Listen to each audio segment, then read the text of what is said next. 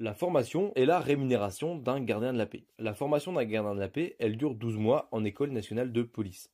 Cette formation est rémunérée. En Île-de-France, c'est environ 1595 € net par mois que vous allez percevoir en tant qu'élève gardien de la paix. En sortie d'école, en tant que gardien de la paix échelon 1, gardien de la paix stagiaire, vous allez percevoir 2300 € net par mois environ en Île-de-France. Et en fin de carrière, si vous atteignez le plus haut grade du corps d'encadrement et d'application, le corps des gardiens de la paix, c'est donc le grade de Major Rulp échelon 3, eh bien vous allez percevoir 3689 € net par mois.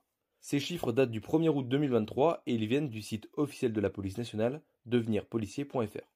Si vous voulez plus d'informations sur les grades du corps des gardiens de la paix, je vous invite à regarder ma vidéo sur les grades de la police nationale. Concernant la formation, vous allez avoir différents cours, notamment des cours de déontologie, mais également sur l'histoire de la police nationale, ainsi que des cours de droit pénal général et de droit pénal spécial, mais également des cours sur la rédaction des procès-verbaux, tout ce qui est procès-verbal d'interpellation, plainte, audition, etc.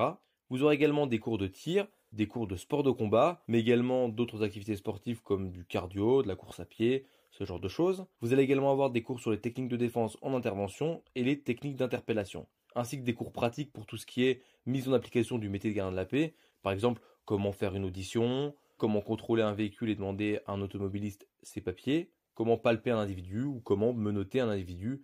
Tout ça, vous allez l'apprendre en école de police. Vous aurez également des cours portant sur la psychologie et la confrontation à la mort, le rapport avec les victimes et les auteurs, comment parler avec une victime de violence conjugale ou un mineur victime d'une infraction sexuelle, tout ce genre de choses qui vous sera utile pour votre futur métier de gardien de la paix. En fin de scolarité, vous avez un classement suite aux notes obtenues lors des épreuves en école de police. Ces épreuves portent notamment sur les connaissances judiciaires, les connaissances pratiques, la rédaction d'un procès-verbal. Il y a également des épreuves de tir, mais également une épreuve de sport de combat, de technique d'interpellation, et il faut savoir que tout ce qui est comportement et volonté dans l'apprentissage est également évalué. Une fois que vous avez votre classement, vous allez faire le choix de poste en fin de scolarité. Le choix de poste, ça va être suite à la liste de postes qui est diffusée par l'institution quelques jours avant votre choix de poste. Et là, en fonction de ce qui est proposé comme poste, c'est jamais les mêmes, ça change tout le temps. Vous allez pouvoir choisir votre poste en fonction de votre classement. C'est-à-dire que le premier, choisit en premier et le dernier, choisit en dernier.